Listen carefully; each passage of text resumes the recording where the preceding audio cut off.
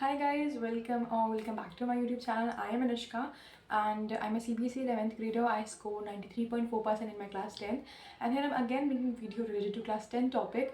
So make sure to watch this video till end, and in this video I will going to tell you guys about some presentation tips for English board exam which will for sure help you guys.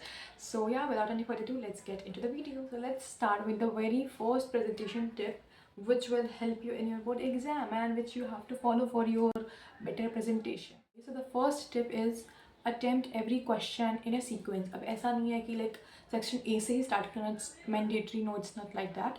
It's just like कि अगर आप section D को पहले कर रहे हो, so make sure to attempt all the question of section D in a sequence, like ऐसे sequence में रहे, ऐसा ना हो कि सेक्शन डी का एक क्वेश्चन इधर है और एक लास्ट पेज पे है, तो इस तरीके से मत करना. Make sure to maintain the sequence of all the questions and that will really help the examiner like to check your answers, and easy लगे examiner के लिए तो थोड़ा can create an impact on the exam. So the second presentation tip is gap between two words. थोड़ा सा मतलब clean लिखना है. क्लीन अगर आपकी हैंडराइटिंग अच्छी नहीं है या फिर अच्छी है तो भी थोड़ा सा गैप दे दे के लिखना वर्ड्स के बीच में. Don't think about the pages, it's not yours, so please don't think about it. Just right in a clean way, in a clear way. And third presentation tip is कि आप अगर एक answer को आपने complete किया, ठीक है, now leave at least 3 to 4 lines so that कि अगर आपको कुछ एक्स्ट्रा चीज़ें याद आए, क्योंकि ऐसा काफ़ी बार होता है कि आंसर लिखने के बाद हमें याद आता है कि we should also write these all, we should also jot down these things. तो बाद में याद आता है तो आप कहाँ पे लिखोगे, इस एरो करके लिखना will feel very congested.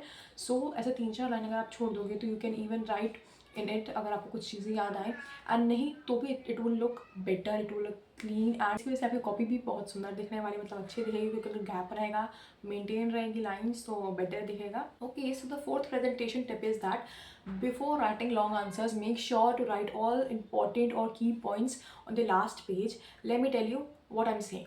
So basically last page पे अगर मतलब जो कि एन में ना, एन में कुछ इंपॉर्टेंट वर्ड्स दिए रहते हैं, कुछ ऐसे हाई फाई से वर्ड्स जिनकी मीनिंग भी दी रहती है साथ में, तो वैसे जो वर्ड्स हैं उनको आप याद कर लो. एंड अगर किसी भी लॉन्ग आंसर में उन वर्ड्स का ज़रूरत है तो write down those words firstly on the last page. And then मतलब जो जो वर्ड्स आपने, क्योंकि हम आंसर को पहले अपने माइंड में फ्रेम करते हैं, तो during framing your answer in your mind just write down all those important points and key points on the last page and then came to the answer. एंड फिर उस तरीके से आप फ्रेम करो आंसर को, तो it would look better. And इस तरीके से ना आप भूलोगे नहीं कि आपको कहाँ पे ये वर्ड लिखना था, फिर ज़्यादा काटा पीटी भी नहीं होगी. सो it would look good. Fifth tip is underline key points, those high-fi words which you use in your answers, and some important points, like जो भी आपको ऐसा लगता है कि this is the main answer. बाकी सब तो मैंने इस आंसर को ऐसे बड़ा करने के लिए लिख दिया है, तो आप पॉइंट्स को अंडरलाइन कर दो using a pencil only. And जो भी हाई-फाई वर्ड्स आपने यूज़ किए हैं जो एनसीईआरटी में दिए थे, जिनकी मीनिंग दी रहती है, तो वैसे वर्ड्स को भी आप अंडरलाइन कर दो ताकि उस पर ज़्यादा नज़र जाए एंड ऐसा लगे कि हाँ भाई it's not a normal copy, तो उस पर भी आपको मतलब ऐसे आपकी कॉपी ओवरऑल अच्छी दिखने वाली है.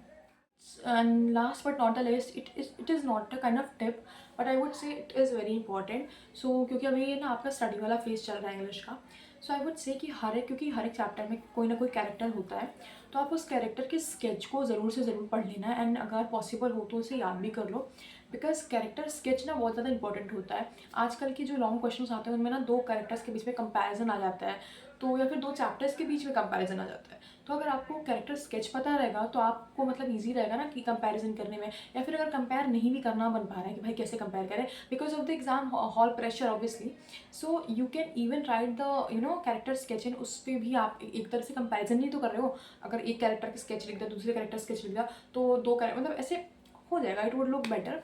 सो it would not look better but it would sound better. It can even help you to frame your answer, and बहुत अच्छी तरीके से आपका आंसर फ्रेम भी हो जाएगा एंड बहुत ही सुंदर आंसर बनने वाला है, और एंड बहुत ही ज़्यादा अच्छा इम्पैक्टफुल आंसर आपका दिखेगा भी. तो आई वुड से कि कैरेक्टर स्केच को ज़रूर से ज़रूर पढ़ लेना. चैप्टर के मैसेज को देख लेना कि हर चैप्टर से कौन सा क्या मैसेज आ रहा है, एंड जो भी थीम होता है चैप्टर का उन सब चीज़ों को भी पढ़ लेना. सो दैट अगर, क्योंकि लास्ट में जो क्वेश्चंस होते हैं लॉन्ग आंसर्स, उनमें ना आपको ऐसे नॉर्मल क्वेश्चंस नहीं आते, they are a kind of different questions. तो उनके लिए आपको थोड़ा सा डीप में जाके पढ़ना पड़ेगा. तो मैसेज हो गया, थीम हो गया, कैरेक्टर स्केच हो गया, that's enough I would say. So okay, so that was pretty much about the presentation tips, and trust me, presentation tips matters a lot. Like कोई भी कुछ भी कह ले कि यार presentation से थोड़ा हो जाएगा, you should write the answers properly. I agree with that thing, but the thing is कि प्रेजेंटेशन टिप भी एक ऐसा मतलब बहुत ही यार इट मैटर्स। लाइक अगर आंसर्स ऑब्वियसली आंसर तो आपके मैटर करेंगे, but the way you present your answer, the way you frame your answer matters a lot. So I would say make sure to study properly and present your paper in the best way possible. So that was it from my side, and do let me know which topic you want the next video. I will surely try to make on that topic. So that was it for the video. I'll meet you in the next video. Till then, be happy and keep glowing. Bye bye.